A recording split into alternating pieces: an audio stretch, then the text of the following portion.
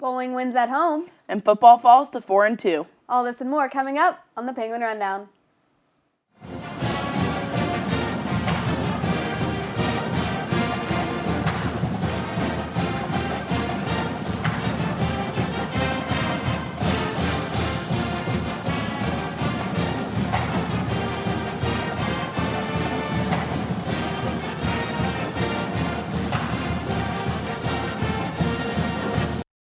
Welcome into the Penguin Rundown. I'm Monica Kurjan alongside Christina Sanovich. Christina, we just got back from fall break, but just like a lot of our other breaks, the athletes didn't get that chance to go home and they were competing. Yeah, we did have fall break. We had a nice break, but I know we got to go to the football game Saturday, one of the teams that wasn't on break, and we did have a rundown tailgate, which was really fun. And the game was very exciting. They weren't able to pull out the win, but I know we're going to get into that a little bit later, and I'm going to start us off with some cross country. The cross-country team traveled to the Sunshine State to compete at the Disney World Cross Country Classic, but the men and women came out on top throughout the weekend. This is the second straight year where the women's team has won the Disney Classic. The women controlled the scoreboard as all top 5 finishers were Penguins. At the top, freshman Morgan Cole won the event with a time of 18 minutes and 15.2 seconds. Behind her was Natalie Fleming, who ran the meet in 18 minutes and 30.7 seconds. Nicole Squatrito finished third with a time of 18 minutes and 33.7 seconds. On the other side, the men's team won the meet by a convincing 73 points. 8 out of the top 11 runners belonged to YSU. Chris Butler won with a time of 25 minutes and 22.1 seconds. 1 second later, Tyler Pullman crossed the line.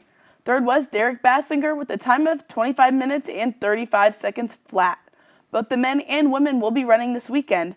The men will compete at Canisius while the women split up to form 2 teams. One team will run at the Penn State National Meet on Friday, while the other will battle at Canisius on Saturday. I was able to catch up with Morgan Cole of the women's cross-country team. Let's check it out. How exciting was it for the whole team to have such success this weekend?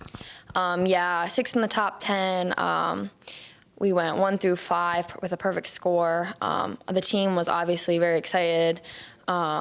Because we've all been working so hard in practice, pushing each other to just be the best that we can be, and we're looking really strong this year. And have you set any goals for the rest of the season?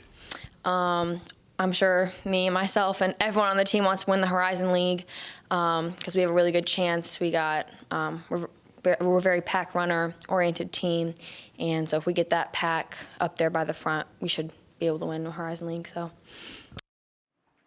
The men's tennis team made the long trip southwest to Louisville, Kentucky, where they took part in the 3-day Louisville Invitational. In singles play, freshman Laurentiu Montecescu claimed 2 victories against opponents from Bellarmine and Kennesaw State. Sophomore Eric Grahn notched 3 wins in singles play, 2 wins against opponents from Belmont, with the third being from Butler. Grahn's efforts earned him a consolation victory. In doubles play, the freshman and sophomore teamed up to dominate the competition. The dynamic duo notched victories against tandems from Kennesaw State, Wright State, and Temple. With a stellar performance at Louisville, the men's tennis team will look to keep that momentum rolling into their next tournament. The team begins their 4-day trip to Columbus today for the ITA Midwest Regionals. Best of luck to the men's tennis team. Swim and dive dove right into Saturday's meet against Pitt, Villanova, and Duquesne at Pittsburgh's Trees Pool. This was the men's first meet since 1985. Highlighting the men's debut was freshman Zach Tomasic with a 3rd-place finish in both the 100 and 200-meter breaststroke.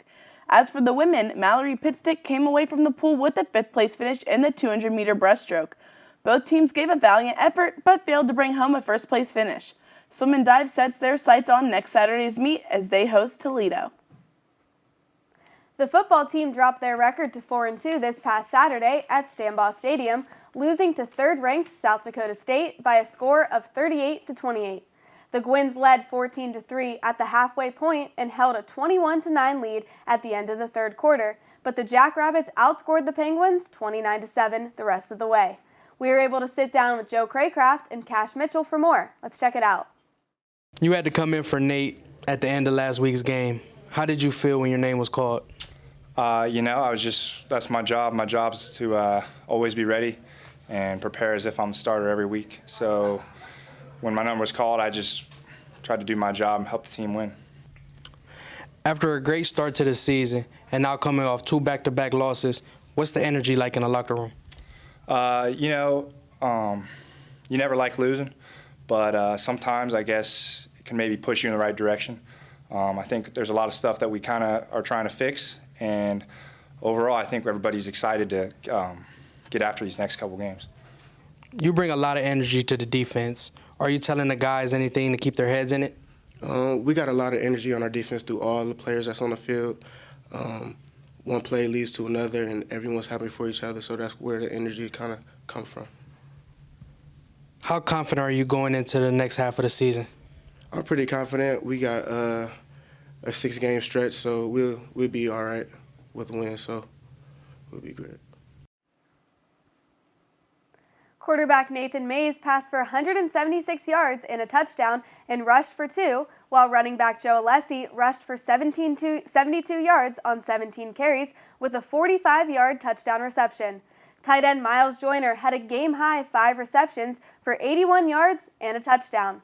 The Gwins will try to end their 2-game losing streak and will go for their first conference win of the season this Saturday when they travel to Southern Illinois to take on the Salukis at 3 p.m. For more on last week's game against South Dakota State, we'll send it over to Richie Giuliano and Abigail Cloutier, who have more. Welcome to the Roundtable. I'm Abigail here with Richie, and this week we're going to be talking about football.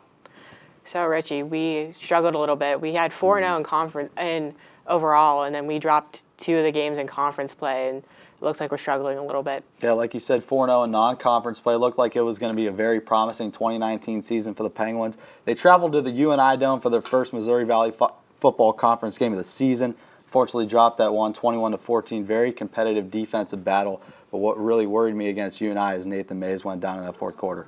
Yep, he went down right in that fourth quarter with less than 4 minutes left in that quarter, and I think it was just really demoralizing to that team. But what happened against South Dakota State? I mean, they had the lead 14-3 at half. It was a pretty good crowd at Youngstown State Stanbaugh Stadium playing the number 3 team in the FCS. You come out of the half, you're burying the Jackrabbits, and then in your first possession, out of the half, you have a turnover. You go pick 6, 44-yard pick 6 for the Jackrabbits. From there, the momentum continued. Another turnover late in that quarter resulted in 7 more points, and then a Joe Alessi fumble, and you could just feel the momentum rolling for the Jackrabbits, and we weren't able to get any back. Yeah, and we have easier weekend coming up and a couple easier weeks coming up, but what do you think the chances of YSU making the FCS playoffs are?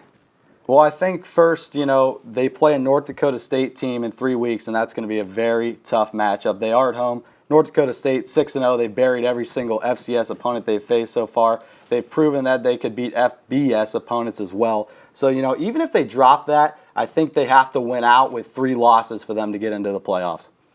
Definitely, and at the end of the day, what do you think they need to do better? I think they got to limit the turnovers. Like I mentioned earlier, 3 turnovers in that second half. 2 of them resulted in 7 points. Luckily, the Joe Alessi fumble our defense was able to hold, but limiting turnovers will help us win coming into the later part of conference play.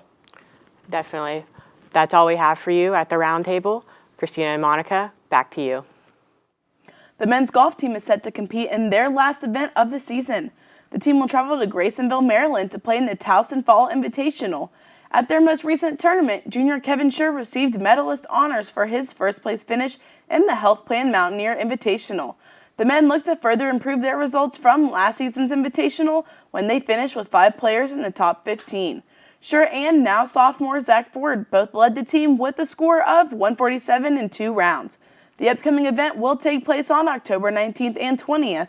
Our very own Kelsey Norris caught up with Scher to hear his take on the season and his recent accomplishments. First win in 4 years or so, and Brandon was one heck of a player.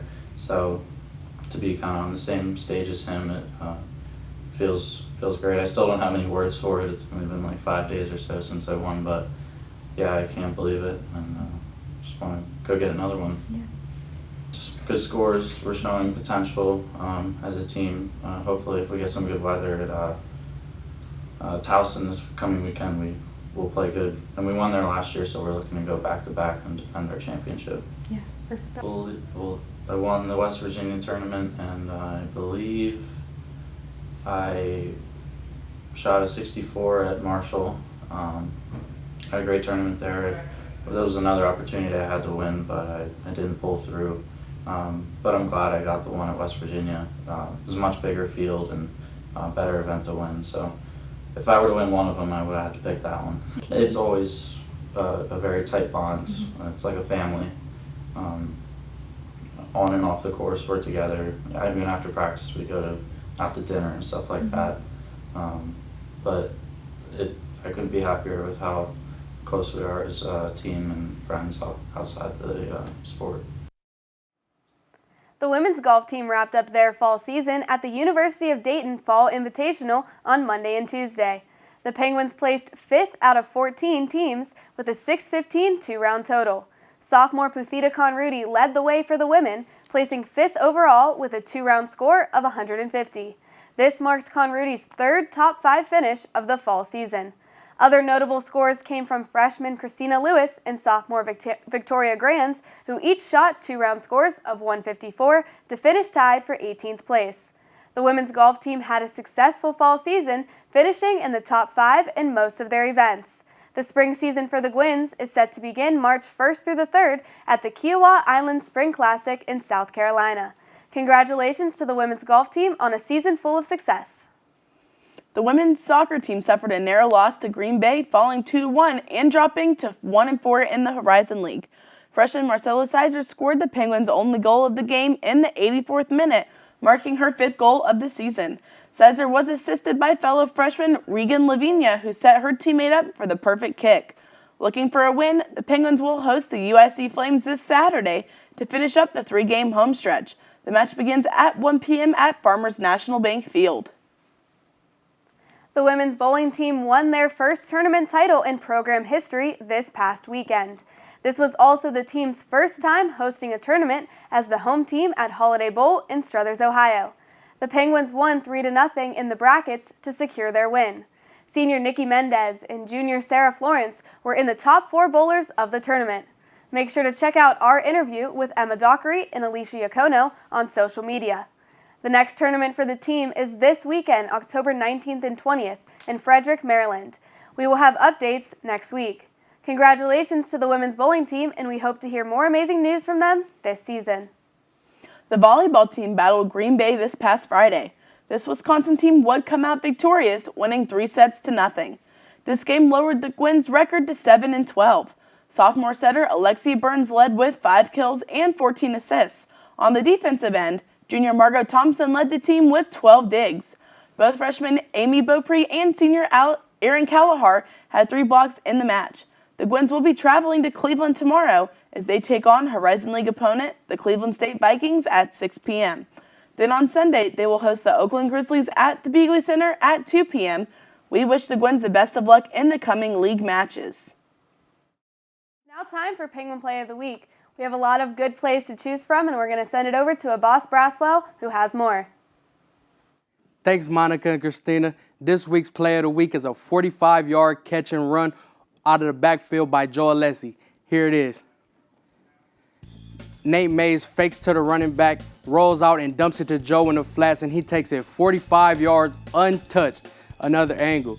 You can see him catch it with no one in front of him. Where is the defense as he takes it 45 yards all the way to the house? Congrats to you, Joe, and great play. Back to you guys. Thanks, Abbas. And Monica, the football team is on the road this weekend. We can tune into that on ESPN Plus Saturday, but soccer's at home and volleyball's at home, so there's some stuff going on campus this weekend. Yeah, there's tons of opportunities for YSU students to go out and support their sports teams. And I know they would love that. I know that a lot of times soccer plays when football does. Not always the opportunity to go see soccer, so definitely try and head out to Farmers National Bank Field on Saturday and Beagley on Sunday for volleyball. But that'll just about do it for us here at the Penguin Rundown. For news, highlights, and more, be sure to check out YSUsports.com and follow us on social media on Instagram, Snapchat, Facebook, and Twitter, all at Penguin Rundown 1. I'm Christina Sainovich. And I'm Monica Kurjan. See you next week, Penguin Nation.